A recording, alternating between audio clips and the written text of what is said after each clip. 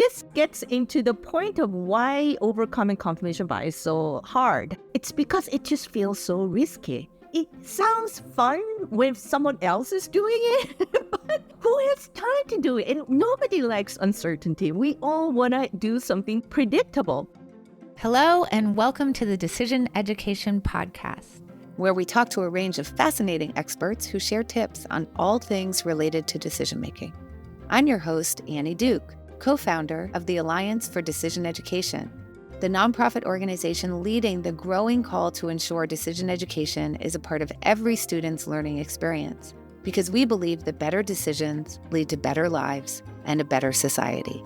Imagine what a difference it would make in your life and the lives of those you love if we were all even a little bit better at making decisions.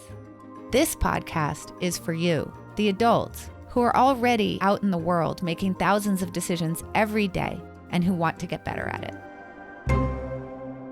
Today's episode is hosted by two of our producers, Grace Abrahams and Charles Cassidy.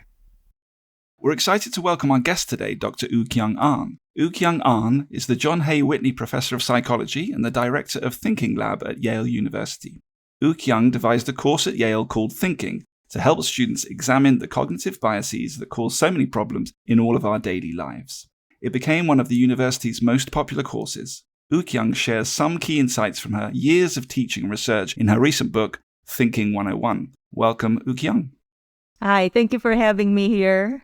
We have been reading the book at the Alliance, been passing it around. We have multiple copies. I think Grace and I each have a copy, actually. But before we dive into questions, there's a backstory to the course and the book. And I'd love to know why, when you were teaching at Yale, you thought, I really need to go back to the beginning. Like, let's do a course called Thinking. So how did that come to be? So I used to teach Introduction to Cognitive Science, and my research expertise is in the higher-level reasoning processes. And I offered senior seminars on that topic. And I felt like I really need to teach more broadly about importance of rationality. And I didn't feel like title that course as like a rationality or higher level reasoning processes. It's not going to attract the students. So I just called it simply Thinking. And I offered it to be with no prerequisite, and it's going to be all about just the thinking processes. The first time I offered it, I got the highest course evaluation ratings that ever happened in the psychology department for a lecture course. Seminars can get high ratings, but for the lecture course. And I was excited. And then 2 years later, when I offered it again, it became like 500 students. But I started capping it because of the pandemic also. But it kind of needs more conversation during the class. And you can't have any conversation with 500 students. So now I'm kind of capping it to 100 students and offering more frequently. It has a long wait list, but now I have a book. So I tell them, you can't take the course, there's a book. Right. What do you think was drawing the students to the course? Right. So the main thing is, I think most students take the course thinking that they're going to think smarter than other people. They just want to outsmart other people. And I don't deny it at the beginning, but then as I go on, that was not what I intended at all. And then what I do usually is do a lot of demo experiments in class, especially at the beginning before they realize their correct answers should be everything that's counterintuitive to them. So at the beginning, I get all the data, and then I say, this is what you guys said, but this is irrational for these reasons. And then they finally realize how many thinking errors they make in everyday situations. And I also try to talk about a lot of everyday examples in relation to them. I mean, for the book, my editor kept on reminding me, your audience is not undergraduate students. Can we talk about something other than career or classes? So I tried to come up with those too. So I think one of the most common comments I get from my students is that the course is so useful and they can relate to this on everyday life. Yeah. I remember reading in the book about you getting students to come up and like attempt to do dance moves. And I think that's going to lead nicely into Grace's first question. So I'm going to pass over to Grace. Wonderful. Absolutely. I know it's such a good way to start the book. I was totally imagining from my undergraduate days being in that class. It would be definitely my favorite class. So I'm jealous of all those students who get to take it. And I'm sure all the Yale students love learning all of the content in their course. So yeah, Charles and I really enjoyed reading your book. What we've done is we've picked out a few of the thinking errors and cognitive biases that we think really connect to the theme of our podcast, which is decision making and how to get better at decision making. So the first topic that I'd love to talk about is the fluency effect and the planning fallacy. When I was reading this, I realized how much it connects to all of daily life. And it reminded me of this time not too long ago when I decided I wanted to crochet a blanket for a friend's baby. And so I went on YouTube and I had all my materials and I was watching the video of this obviously very skilled woman crocheting. And then I watched it like on 0.5 speed, thinking like, oh yeah, this looks great. And so I got ready and it probably took me maybe 30 minutes to do what took her 30 seconds. Like took so long. It was so much harder than I imagined. So now I have language to describe what I think was happening at that time. So I'd love if you could talk to our listeners a bit about what is the fluency effect? How does it show up in our daily lives? So Grace just illustrated perfectly with a great example. So basically, the formal definition is that if it looks fluent, you think you can do it easily. And it's worse than YouTube. These days, there's now TikTok. They can make a chopped salad in 20 seconds. And of course, I know it's going to take more than 20 seconds. So I thought, okay, it's going to take me 5 minutes to do exactly that. And washing all these vegetables, and by definition, you have to chop it, right? All the vegetables, and it took me 30 minutes. So this kind of fluency effect happens all the time because before YouTube, before TikTok, this heuristic actually worked, right? If somebody does it easily, it's a good clue telling you that this is an easy thing for you to do as well. But if it looks harder, then it's going to take longer for you. So we have evolved to use this kind of feeling of fluency as a guide to determine whether we can do something, how long it's going to take, and so on. But then at the same time, when we're planning for the future tasks, what we do is we mentally simulate in our head what we should do. So step 1, I got to do this. Step 2, I'm going to do that. And I should be able to finish this by the end of the day. But when you do it in your head, like everything runs so smoothly, there is nothing happening. Like, this morning I had a dentist appointment at 9 a.m. So I got up at 7, had a coffee, drove there leisurely thinking that after this dentist appointment, I will have like 2 full hours before this podcast recording. And then I should be able to finish my data analysis, blah, blah, blah. When I arrived at the dentist's office, I realized that I entered that appointment on a wrong date. So I did not have a dentist appointment, though they had a last-minute cancellation, which I could take, but that I had to wait another 30 minutes. So to make a long story short, I had to spend the entire morning at the dentist's office and barely had lunch before this podcast. And oh, no. And this is something happens to a professor who's been teaching planning fallacy for 30 years. Oh my goodness. That's so relatable, I think. Right. That not only did it take you longer than you thought, you forgot to even account for the fact that you might have got the date wrong or some other unexpected thing might come up. So I guess, we've all been in situations that are like that where we've thought that something's really easy and then tried it out and it's been a lot harder, or where we've been planning something and we're not taking into account all the things that can happen and we underestimate how much, time or money or effort it's going to take us to complete the task. But what's the solution? We're all wondering, how can we do better with this? I mean, for chopped salad, it's simple. You just try it out and then you're going to give yourself feedback that you cannot finish this in 5 minutes. So next time you need to allow for 30 minutes. But for planning fallacy, it's harder because the whole point of planning is to project into the future without actually trying it out. On top of that, we also have optimism bias. We want the task to take shorter time. We want to be able to accomplish all of those, and we think we can do it, which is a good thing, to have a good, feeling of agency, going into the task. But that can always lead to the planning fallacy. And the other thing is that you can remind myself that there's something always going to happen. But that's, I've never imagined myself putting a dentist appointment on a wrong date. I've never done that in my 60 years of life. That's not something that I can imagine. So I could not prepare for that either when I'm planning for today's, morning. So what I just do is I just double the amount of time that anything is going to take and just force myself. So the data analysis that I squeezed in my plan was nothing urgent. It can be done within a week. So I plan it that way. Something is bound to happen for sure. And then I just operate based on that. Yeah. That's so interesting. Yeah, because if next time you plan a dentist appointment, you thought, oh, maybe I'll put it on the wrong day, you'll say, no, this time is different, right? Yes. But this time might be different, but it's probably going to be similar in that something else unexpected will come up. It just won't be that you put it on the wrong day. Exactly. I like the example in your book. You said that you just like add 50% to things. And Yeah. I can feel the tension in my body when I imagine having to do that to everything. But also it would be great if you could do things earlier than you said. So if you had an extra hour, worst case, it would be really good.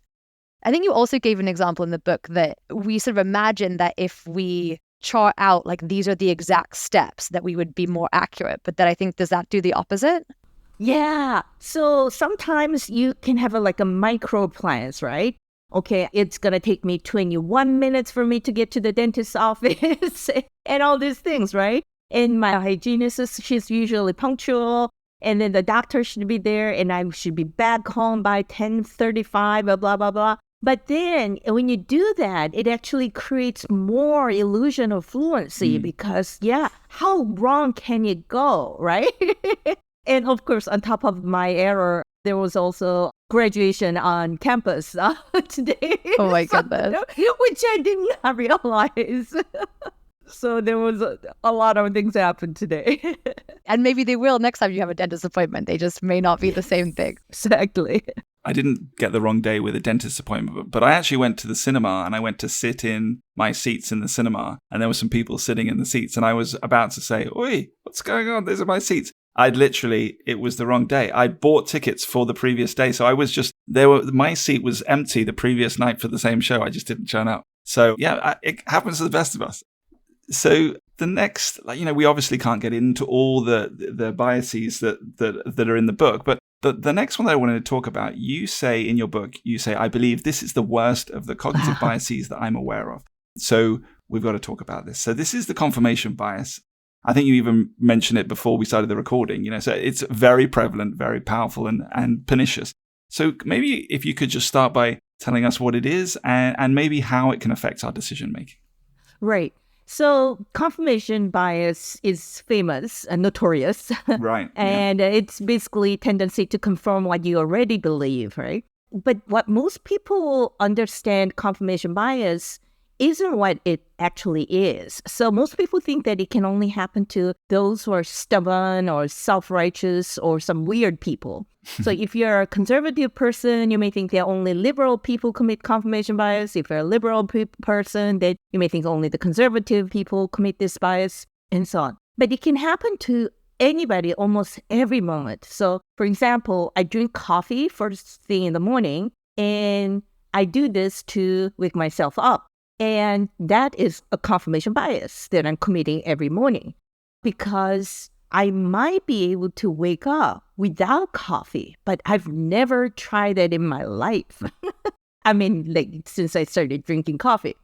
So it's something that I just keep on doing it without trying to disconfirm my own belief about it. And when you think about it, almost everything that we do by habit is an example of a confirmation bias. So we all commit this.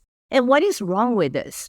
It can go wrong because, for instance, you can hire the same kind of person because you think they are the ones who do a good job. So in the past, let's say men, they got into all the math and science, graduate schools, they got tenured, and they won all the Nobel Prize and so on. So you have even more evidence showing that men are good at science. So you keep on admitting male students, keep on tenuring male scientists, and so on.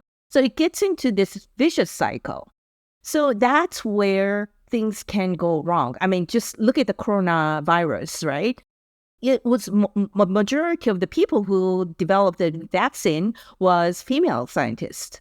So it can actually hurt us if we stick with our existing belief and try not to disconfirm this, traditional belief. So what can we do about that to, counteract this? And I said, this is the worst thinking bias, because it's extremely difficult to counteract this because it's in our everyday life habit. So I wake up in the morning, drink coffee, and I have a toast for breakfast.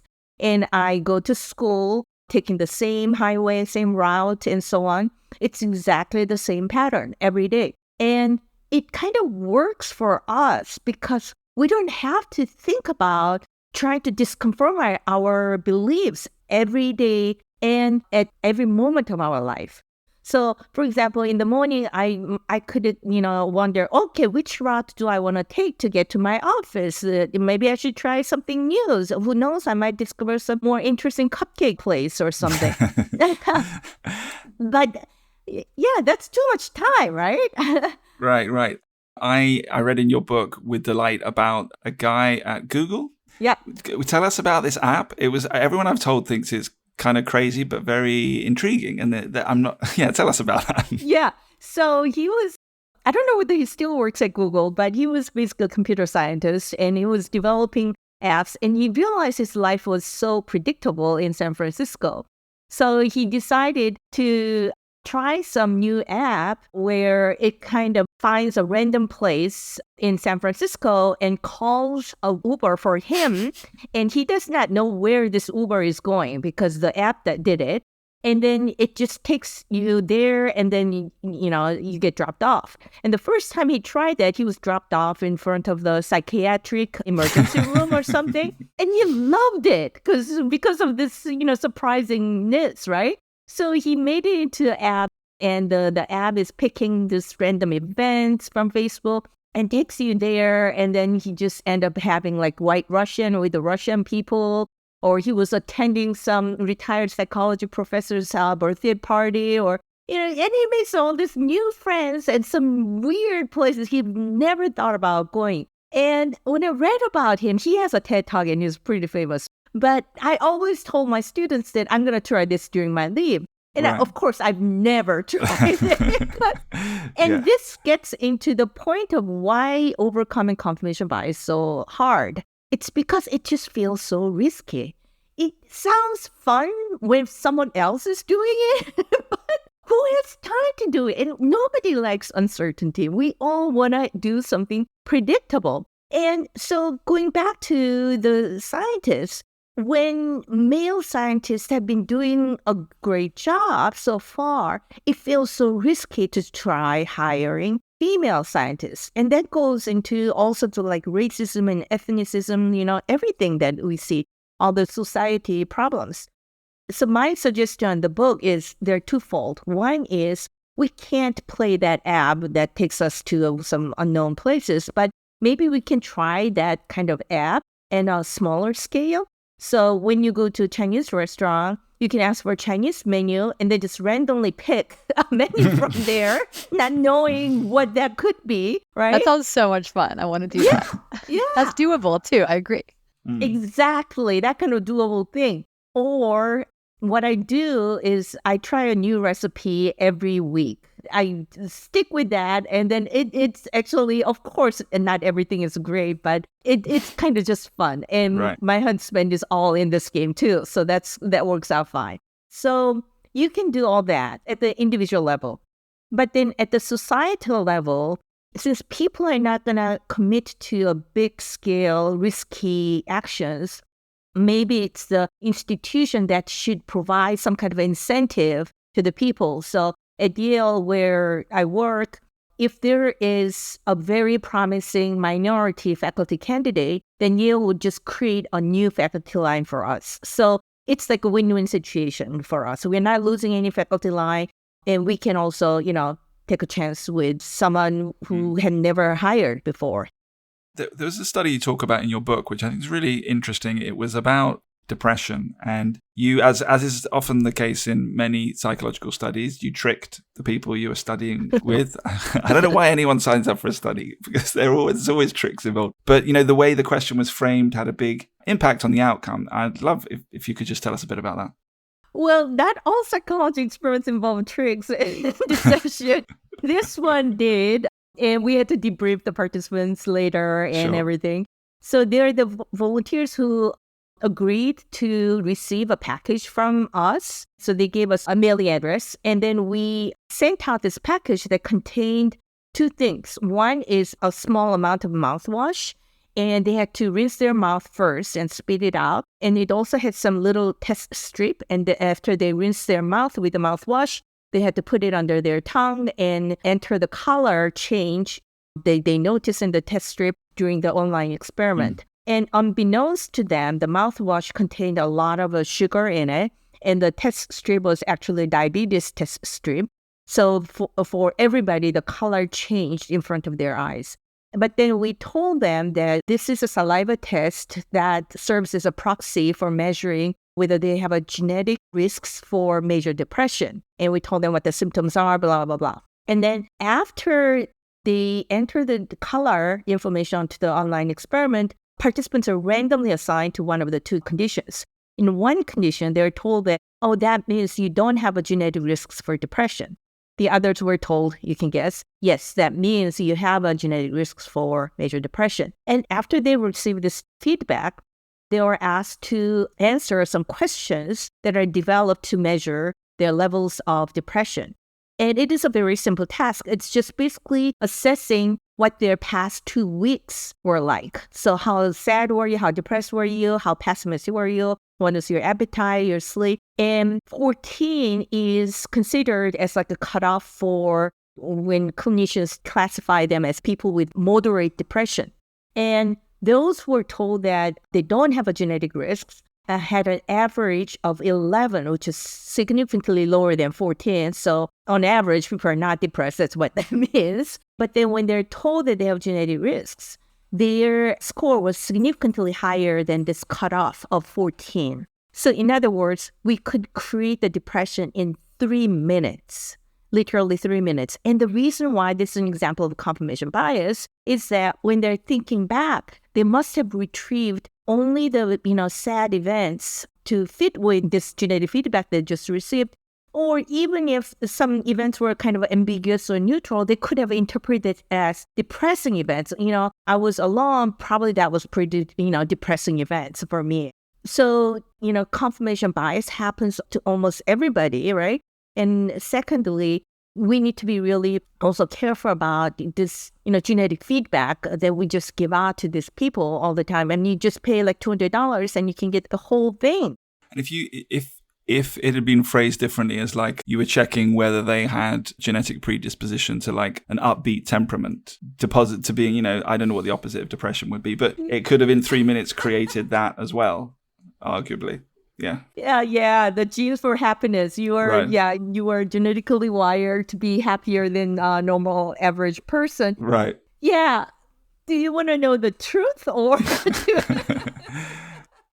So I was going to say this is one of my favorite topics, but honestly, every time I read a new topic, it was my new favorite one.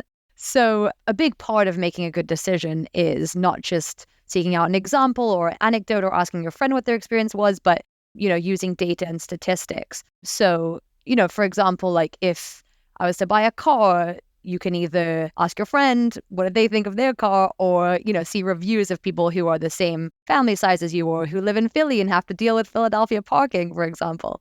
But yeah, I definitely, when I was reading it, I also intuited that if I were in a situation where I was buying a car, I would put a lot of stock in what my friends and family say and not so much in the data, though I would consider it somewhat. So can you tell us why are anecdotes and examples so powerful, and why is it that we undervalue data and statistics so much? So here's another example of that phenomena, which happened after my manuscripts were submitted for a book. So it didn't make it to the book. But at the end of last year, my son was a junior in college. It was a past tense. He was majoring in computer science, is interested in developing softwares for his career. And he was given an opportunity to join a startup company, of course. So he said he had taken 2 years of leave from college because, there were investors who already gave him money and so on. And then my thought was, oh my gosh, he's probably not going to come back to college. He was going to come back to college 2 years after real life, right? And so I was telling all my friends about my anxiety about this issue. What am I going to do about this? And everybody that I talked to mentioned either one of the two people. Number one was Steve Jobs. Who is the other one? Did Bill Gates drop out of college? Yeah, Right, totally. right. There we go. Yeah. Worked out pretty well for those guys. Steve Jobs is right? the one that came to my mind too. Oh my Yeah. gosh. It was hilarious. Congratulations, your son is the new Steve Jobs. Woo-kyoung, that's amazing. Do you know how many students dropped out of the college and didn't become a billionaire? Right. So it's exactly that. But, actually, my husband also said, yeah, but there's Steve Jobs too. And he's a psychologist. So the reason why we got sucked into anecdotes or specific exemplars is that that's how our brain works. We are not evolved to deal with numbers or very abstract statistics like average. What does average America means, right? Or, what does an average bachelor's degree mean? It's too abstract for us. We are more used to perceiving something concrete or hear something, taste something. We receive all our input into our brain through our senses, and then we process them into something abstract. So we are not used to dealing with these large numbers, especially. We have to rely on statistics, but I would say you always add a couple of more examples on top of the statistics to make the point. Otherwise, it's not going to work. So, for instance, when people are trying to convince climate deniers about the risks that we're facing, it might be worth presenting some map of where your town is going to be 100 years from now. Is it going to be under the water? So something like that might be more powerful, or just watching the ice breaking in the North Pole, or, the polar bear floating on the ice. That's always a great one. Yeah, always present something really tangible along with the numbers and not just the numbers.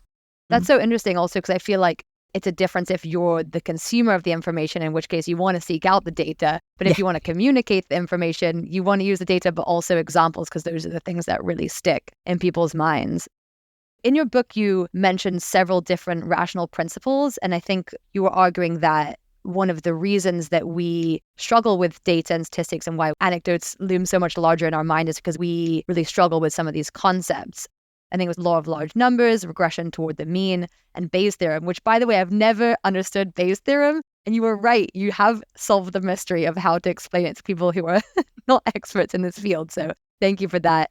But I'm curious if you want to speak to one of those rational principles and sort of what they are, why it is that we don't understand them. So Bayes' theorem, I cannot explain it without slides.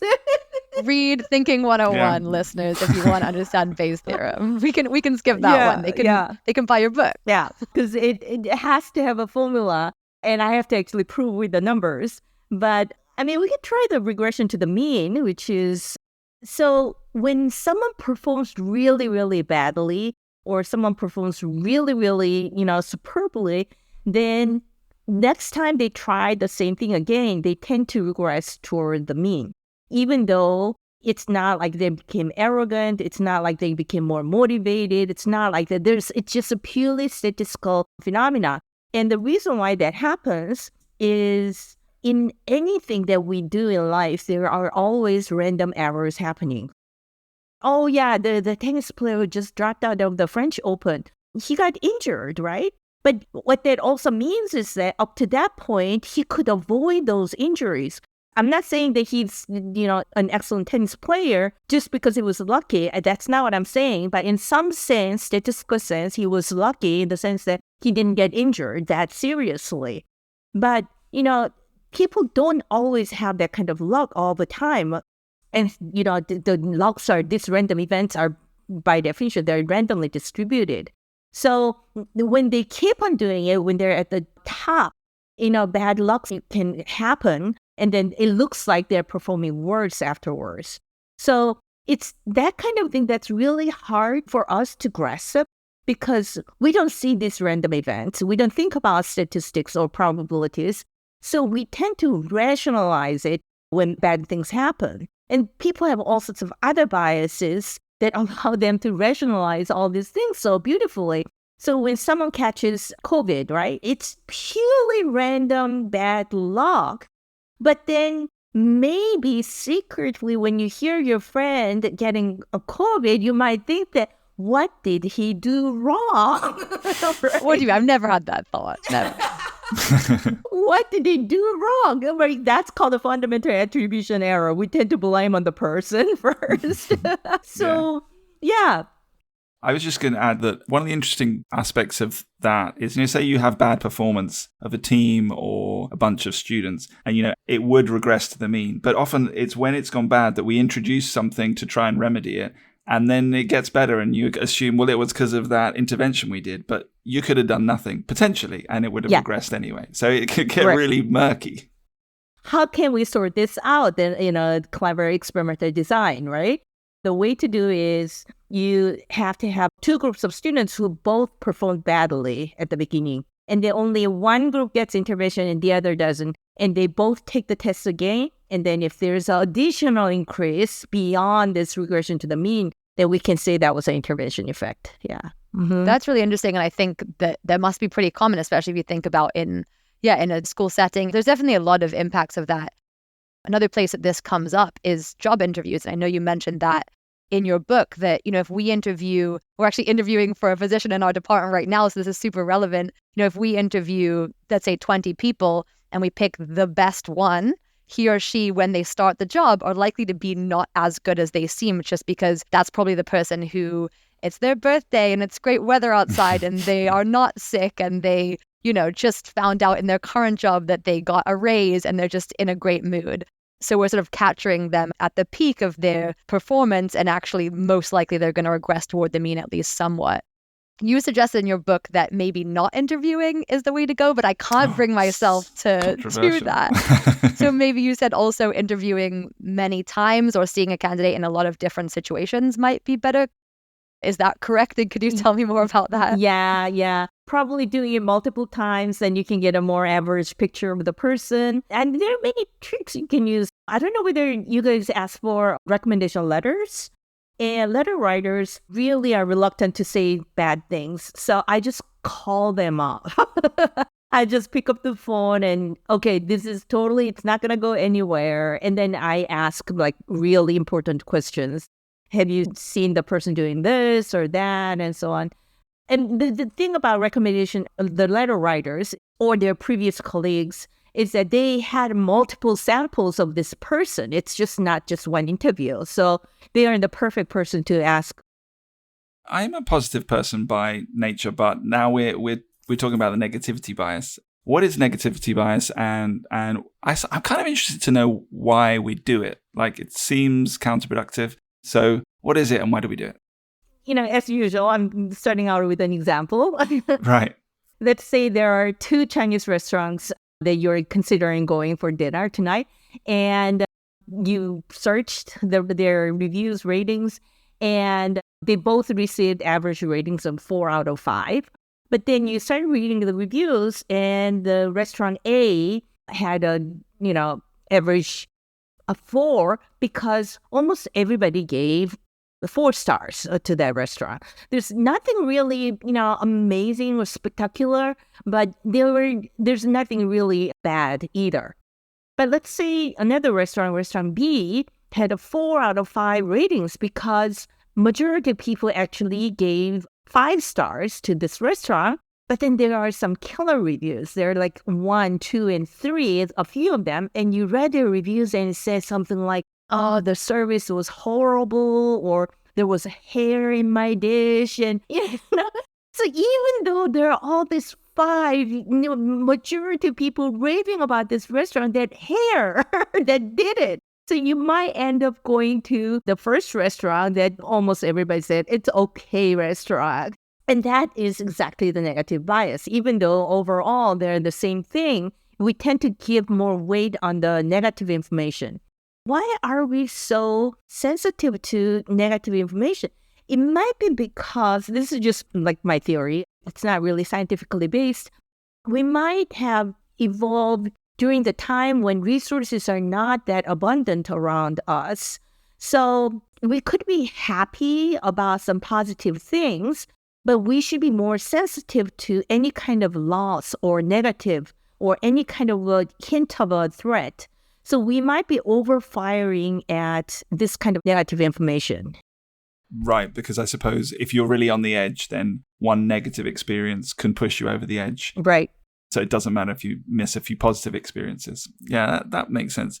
So then loss aversion, the way I have understood it, and maybe you can help me if this is right, is that sort of like a special case of the negativity bias to do with the negativity of losing versus the positivity of gaining. Exactly. Yeah, exactly. In case of loss aversion, so let's say we toss a coin and I'm going to offer you this game. And if it lands on heads, then you're going to get $1,000 from me. But if it lands on tails, you have to give me $1,000. Would you take that? No way. I would not, no. So let's make this a little bit more attractive to you. So this time, if it lands on, whatever, the tails, then you have to give me still $1,000. But if it lands on heads, then I'm going to give you $1,200. So the average payoff is like, $100. No. I'm not So going to most people don't want to play this game until the gain-loss ratio is 1 to 2.5. Yeah, huge ratio, right? That seems crazy. I mean, I can feel it in my bones. Like it would have to be really attractive for me to be comfortable losing that amount of money. But also mathematically, it doesn't make any sense. I must be missing out on lots of good opportunities, right? Exactly. Because we tend to focus too much on negative information. That one hair in a dish. It's just one hair. Doesn't feel like just one hair to me. That's one hair too many. Yeah. There was an example. You spoke about car salesmen starting with a low price and adding on things versus starting with a high. So maybe talk us through that. Yeah. So let's say a new car costs like $10,000. That's the low basic option, basic model. But then the car salesperson says, if you add this, add that, then if you spend just $200 more, you're going to have this power, whatever. If you add like $300 more, then you're going to have like a tinted windows and all these fancy options adding up. And so the salesperson explained this in terms of the gain, that what you're going to, gain by adding these options.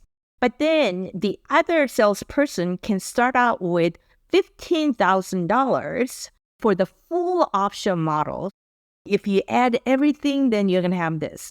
But then you can have a cheaper one, but then you're going to lose this one. Or if you take this away, then you will have to roll down the windows yourself. I don't know whether they make that kind of car anymore. So there are all these things that you can lose. So they did an experiment with like this kind of a simulation. And then people ended up spending more money on the car when it was framed in terms of losses. Yeah, losing options. Right. So people just don't like the idea of losing something which, you don't actually own it in either case because you haven't got the car yet. But that sense that that's a thing that I've kind of sort of got and I would have to give up. Right. Yeah. So here's my own real life example of, how I apply this concept. So our department is going to move to a new building this summer. And I have all these books. And we have a smaller bookcases in the new building. And there are just like so many books that I had not even touched for over 20 years. So I need to get rid of them. And I started making a pile of which books I want to get rid of. And of course, every one of these books is so precious. I can't discard this. Can't get rid of this one. Not this one. Maybe the next. No, not this one either. So that's the lost frame. But then if I frame it in terms of a gain frame, so instead of creating a pile of things to throw away, I'm making a pile of books and I'm going to purchase from my own bookshelf. I'm not paying any money. It's going to be $0, but I have to buy them somehow. Which one do I want to buy? Then I feel like, oh my gosh, I only need like 5 of these books. Something like that. Right. And in a sort of less academic world, I read about in the book, didn't you Marie Kondo your wardrobe? Yes. Right. Instead of trying to make a pile of discard or donation pile, which is what most people do, just dump everything. You don't own them. Which one would you want to buy if you have to buy it all over again, and it's going to be free. And of course, there are clothes that I don't want to take it again, even if it's free. Right. Is that what is known as the endowment effect? Or is that Yeah. an example of loss aversion? Or is endowment effect just a special case of loss aversion? It is an example of an endowment effect, yeah. Endowment effect, so once you own it, then it looks more valuable than before you owned it. And it is an example of a loss aversion, but some people say endowment effect can happen for other reasons as well. Right. I mean, I still have all my CDs. And if someone said, hey, here's a really good deal, a big box of CDs from the 1990s, I would not snap it up. I have to share my story about how I got rid of all my CDs. Oh. My younger brother is worse than me when it comes to endowment effect. So he owns a car that has a CD player. Oh, He took all of my CDs. Perfect. He's happy. Yeah. That's brilliant. So you'll have to just give them to Woo-kyung's brother. There we go. There Solve you your go, problem, problem Charles. solved. Yeah. Special feature, this car you can add on comes with a CD player. That's so funny. I love that. I had a question about temporal discounting. So it was really interesting. I don't think I previously connected the idea of delaying gratification and the merits of that with procrastination, which it sounds like both of these from your book are an example of temporal discounting, where we overvalue our present self and undervalue our future self. Is that accurate? Yes, that is exactly the case, yeah. Okay, yeah, I never put those things together. So we all do this temporal discounting. We think, oh, it's Friday Grace's problem. That's not today Grace's problem, so that's fine. I had this example this weekend. I bought a cake and I was like, I don't need this on Sunday. I'm full. I've just had a great meal, but I'm going to buy it and I'll have it one evening this week at work when I'll be like so happy to come home to this cake. And my husband put the cake on the table and I was like, this is so hard. I can't really want to eat the cake. So what's the solution to this? I would love to hear an insight for all of us who struggle to not eat the cakes that are put in front of us. How can we do better? So the issue emerges for multiple reasons. There are many issues when we think about the future self. So in your case, in the cake case, I feel like a therapist. What happened was you had a harder time resisting temptation, right? And instead, you should think about the future, your healthy self. So the reason why we cannot resist temptation and think about the future, one of the reasons is that the future is, by definition, it's abstract, it's uncertain, it's far in the future. So it's much easier to think about current situations. So that's why thinking about the specific future events can help you to think about your future self and then reward yourself for the future. So we basically sort of make the future self more vivid or closer to how vivid the present self is. Is that the sort of underlying thread? Exactly. Okay. And you mentioned procrastination, and it works in an opposite way. So you think that future pain feels less than the immediate pain. So if you have to do this project that you don't want to do, then you will just put it off for 3 days from now because you feel like that's going to be a little bit less pain. How does that work, right? That never works out that way. So maybe you should think about what's going to happen 3 days from now, right? Really specifically. Look at my calendar and see what that day is going to be like, right? That's exactly. Great. And hopefully you might want to get over with that project right now. Right. You tell a funny example about how to use this for not sinister, but sort of for your own personal gain, about how if you want a difficult speaker to talk at a conference, you should invite them really far in advance. So we'll probably have to edit this out so they don't know, the listeners don't know our strategies. But if we want some podcast guests who we would love to have, we should invite them far in the future, which obviously is a coincidence that we invited you a long time ago to do this today. Yes, you did. But yeah, you didn't fully, it wasn't so vivid when it was so far in the future. Yeah. That's great. Thank you for the tips. I'm going to be a lot better at saving cake for the best moment to eat the cake now. And just to add also that I think it's important to note that sometimes a lot of these examples in lots of literature that we read imply that sort of eating a cake now is a bad thing. And I just want to add that it depends what your values are and what your goals are. So if your goal is that you want to try all the cakes from all the bakeries in Philadelphia, then eating the cake now is fine. I think sometimes it's just for all of our listeners who want to eat a cake now, there are some reasons that can be positive too.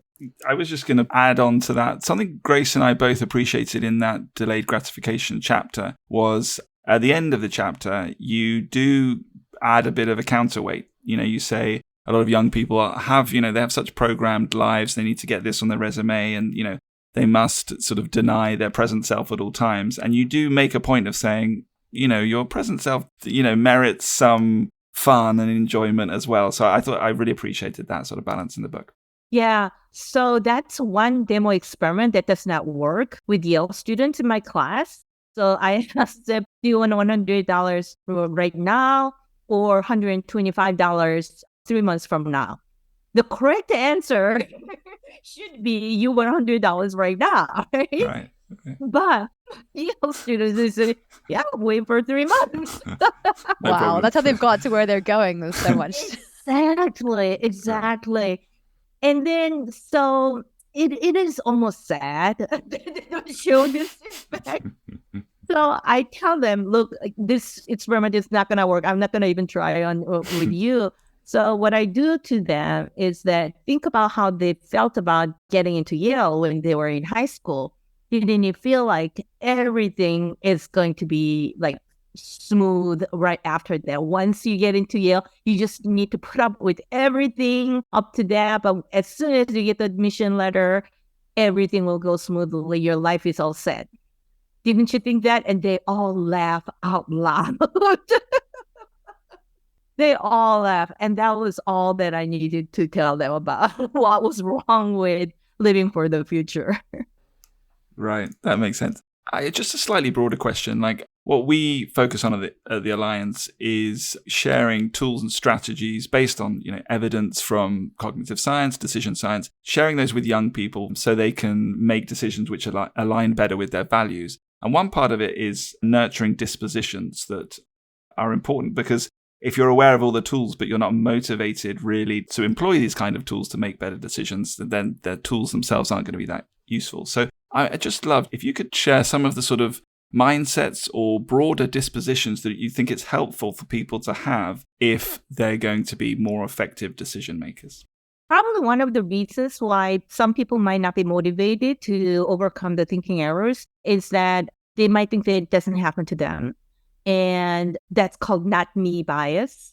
So that's one of the things that I try to emphasize in the book, that these are the things that happen to everybody, including, I commit planning fallacy preparing for a lecture on planning fallacy. I love that. So meta.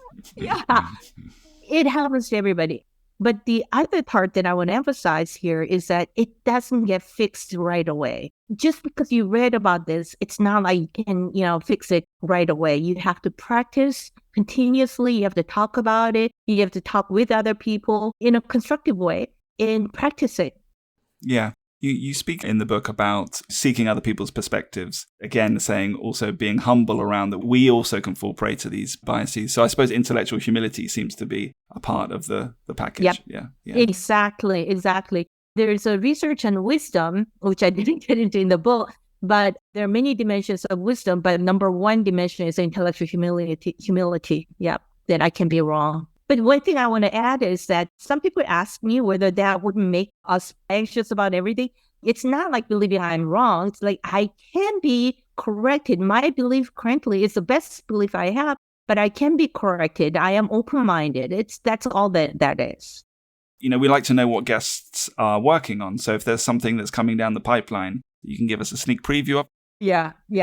What I talked about actually in relation to the future reward, delayed gratification, and how some people can do too much of it. So too much sacrifice now for the future.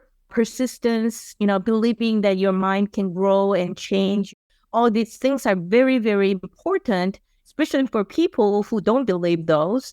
But at the same time, if you believe that, there can be some negative sides of this. So one of the projects that I'm working on right now is that people who believe that the mind can grow and change, and we can all work on it, they tend to actually blame other people more if they did something stupid because they believe that other people can also change. Fascinating.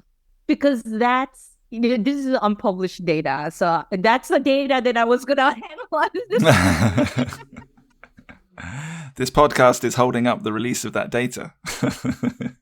So that's kind of a new project that I'm looking into. Yes. I'm sure it's no coincidence that it's when you've been working at Yale that you yeah. see the downsides of some behaviors that are otherwise viewed as very excellent. Yeah. I just tell my students, the pain has to be enjoyable pain. Otherwise, it's not worth it. Yeah. I think you say in the book, if you can't breathe, stop. Yeah. Something. Yeah. Exactly. I had to remind myself all the time too. Makes sense. Breathe. Yeah.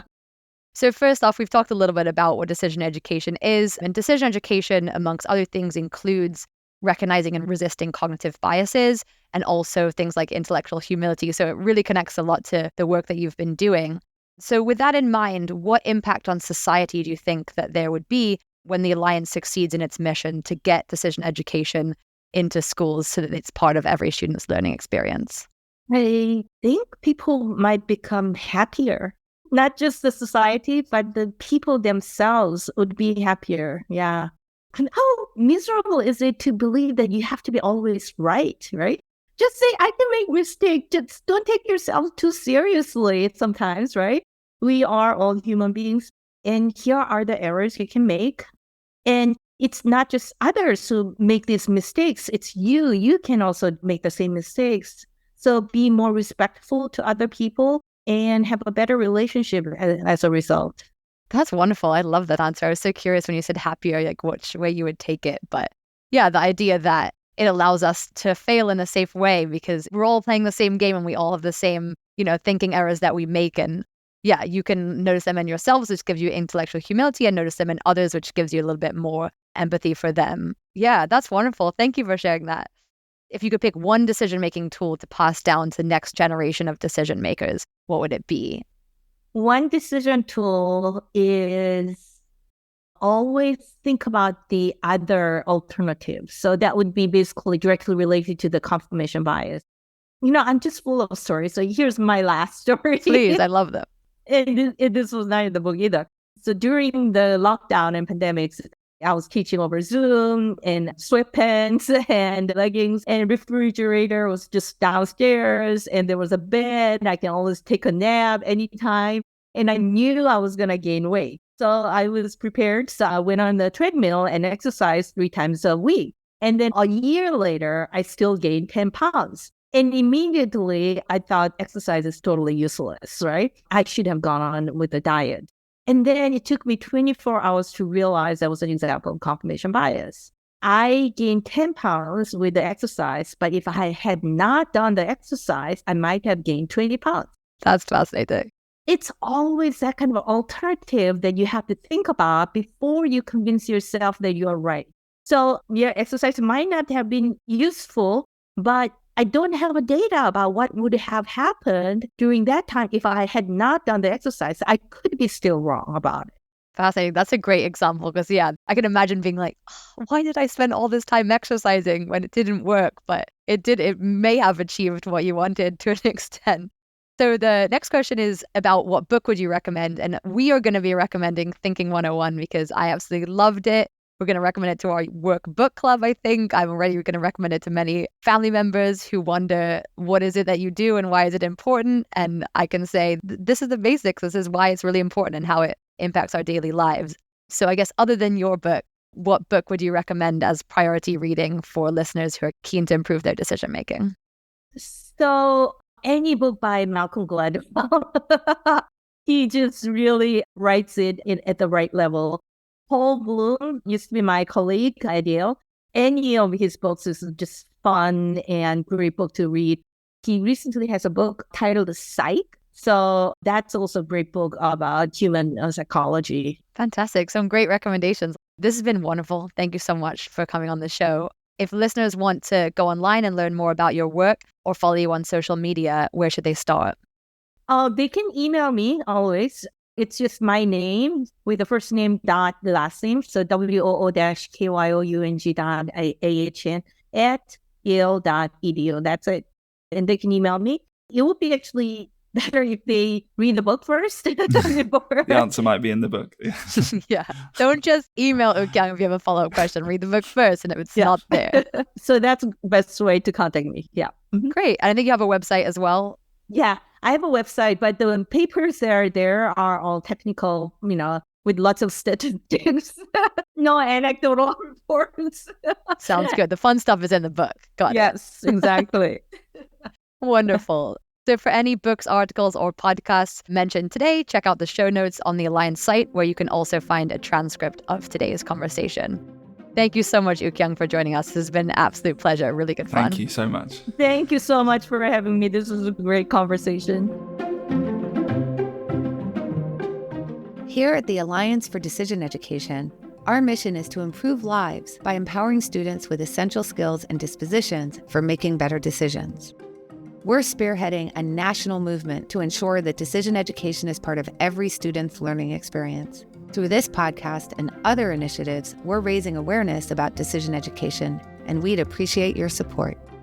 Visit our website at alliancefordecisioneducation.org to learn more about our work. You can also find us on Twitter, Facebook, and LinkedIn. If you have any suggestions for future interviews or episode topics, please email us at connect@alliancefordecisioneducation.org. If you enjoyed this episode, please share it with others and leave a rating and review. And make sure to subscribe to this podcast on your favorite platform so you don't miss any episodes. Thank you for listening, and we hope you join us again soon.